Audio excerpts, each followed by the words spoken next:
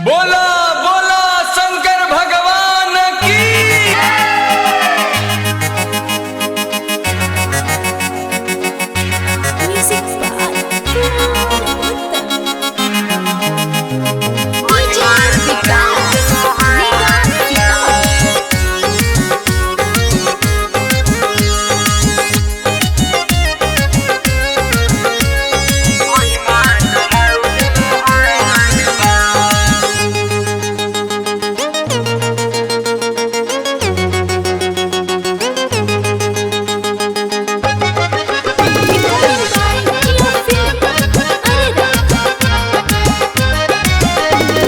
हे भोले दानी बखानी महिमा तोराउर महान बा, महिमा तोराउर महान बा।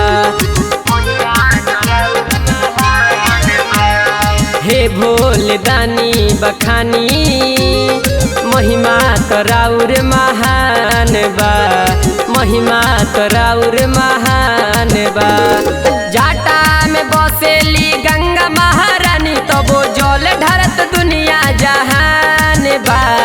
हे भोले दानी बखानी महिमा तोराउर महान बा, महिमा तोराउर महान बा।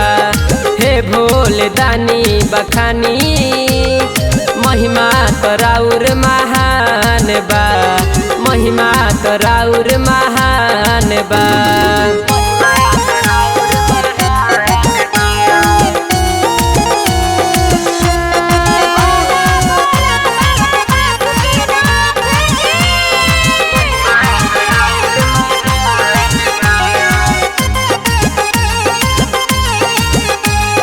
रावण के दे दिहनी सोना के लंका, जग में तो बाज गईल बतिया के डंका। रावण के दे दिहनी सोना के लंका, जग में तो बाज गईल बतिया के डंका। लेके परिवार रही पर्वत पहाड़ी, ऐसन केहू न करत दान बा।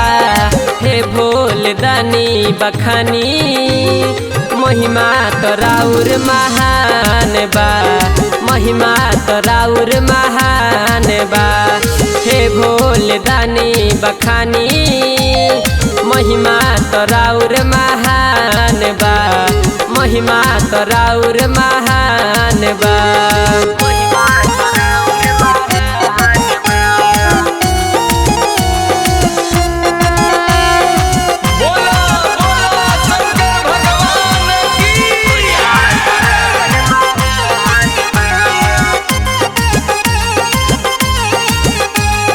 के नाही जानता जग में कहानी, जे रोवे पोछ दिले अखिया के पानी। के नाही जानता जग में कहानी, जे रोवे पोछ दिले अखिया के पानी।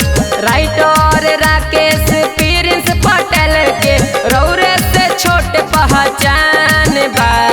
हे भोले दानी बखानी महिमा तोराउर महान बा, महिमा तोराउर महान बा। हे भोले दानी बखानी महिमा तोराउर महान बा, महिमा तोराउर महान बा।